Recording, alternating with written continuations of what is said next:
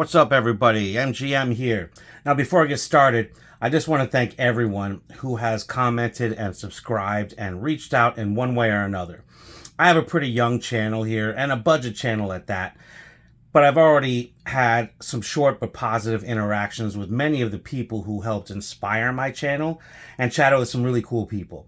I can't tell you how much I appreciate anyone who's watching and joining in. I just want to take a moment to thank you guys so much just for everything. Now, that being said, this video is a little honorable mentions video to follow up on the 5-part list titled My Plea for You to Play Other Tabletop RPGs. Now, I may be sounding a bit like a broken record here, but just to be sure I'm clear, the series is a list intended to give 5 independent options for those looking to leave Hasbro D&D and play something similar, but in my personal experience and opinion, better. Now, the 5 games in the main list are games I always recommend. They're not listed in any particular order, and in my mind, they're all equal but different. I recommended 2 6-stat rollover DC OSR games, 2 D20 games with slightly different rules than the typical D20 game, and a game that this GM thinks is a better version of Hasbro Dungeons & Dragons 5th edition. They are all also independent games. I feel I accomplished what my intentions were going into this list. Now, I do understand that there are some glaring holes in this list, and to be honest, I could have made a much longer list. But I stand by what I've recommended here. They are all excellent independent games that could fill the role of a singular game or system to play in place of Hasbro D&D, and have some of the best in the industry writing them. But about those games that may be missing from this list, though, stay tuned, my people. The next list I will be putting out on Tabletop Games will be about the companies I recommend over the corporate overlords that own the game that is synonymous with our hobby.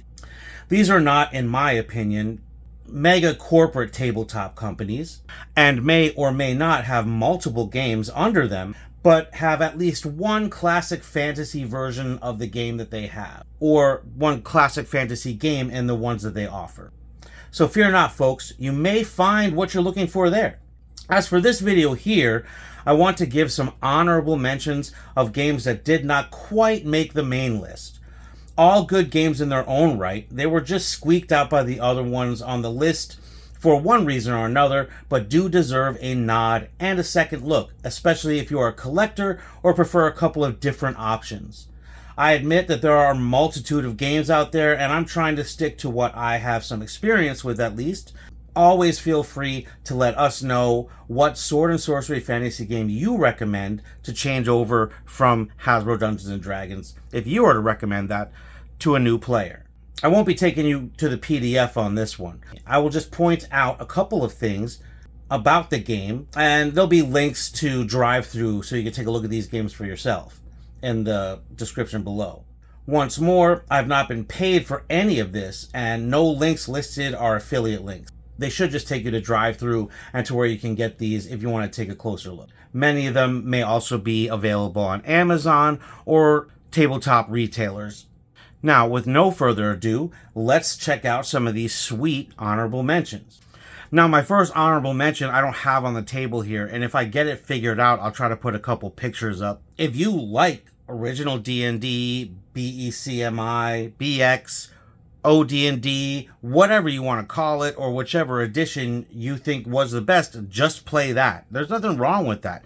You don't have to play the newest edition of Hasbro Dungeons & Dragons. You don't have to play any other game if you don't want. I've had a couple of people in different videos mention something like this, and you know, you're right. If you've been playing that game for years, or if that's the game experience you really want, by all means, play it. So just remember, whether you find an original copy, a reprinting, or just grab the PDFs, the OG is still out there, still playable, and hasn't gone anywhere ever since it was made. So there's nothing wrong with going and just playing that and just sticking to that. Number 2 on the list of honorable mentions is White Box Fantastic Medieval Adventure Game, written by Charles Mason and brought to us by Seattle Hill Games. Now, White Box is described as an update to Swords and Wizardry, which itself was based on OD&D. It's a familiar 6-stat D20 race as class, uses THAC0, OSR style game that many go to as their OSR game of choice. If you're familiar with OD&D before the creators started fighting with each other, then you might really like this inexpensive and complete little game right here. Throwing in another game I think is criminally underrated, Sharp Swords and Sinister Spells, written by Diogo Nogueira, and if I pronounce that wrong, my guy, I'm super sorry, and brought to us by Old Skull Publishing, sporting some fantastic artwork by multiple artists.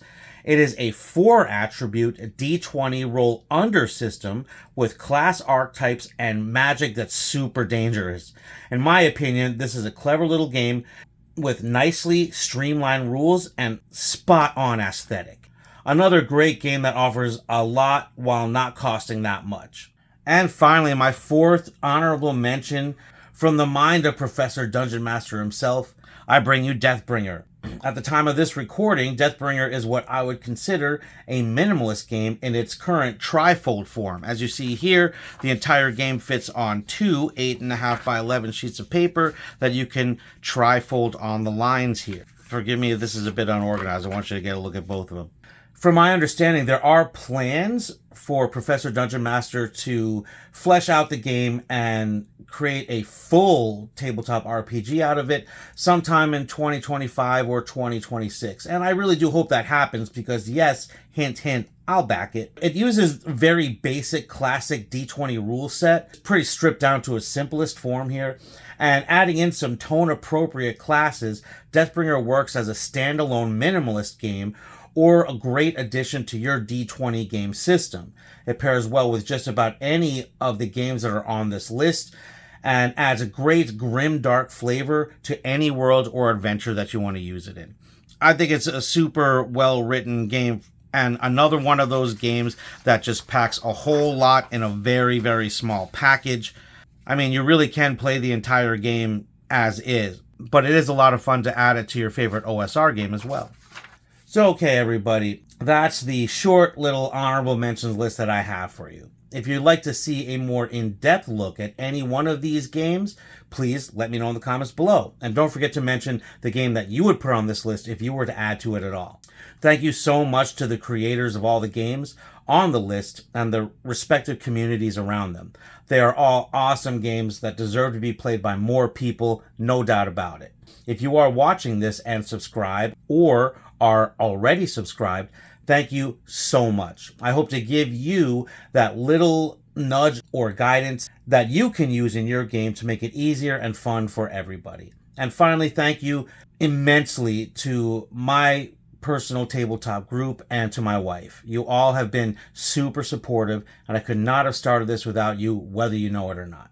But while I go get to work on my next series of videos, you get out there and take a look at some of these fantastic tabletop RPGs, get to know the creators and communities around them, sit down to play a game or two, but be sure that you play for fun first. Thanks for watching, everybody.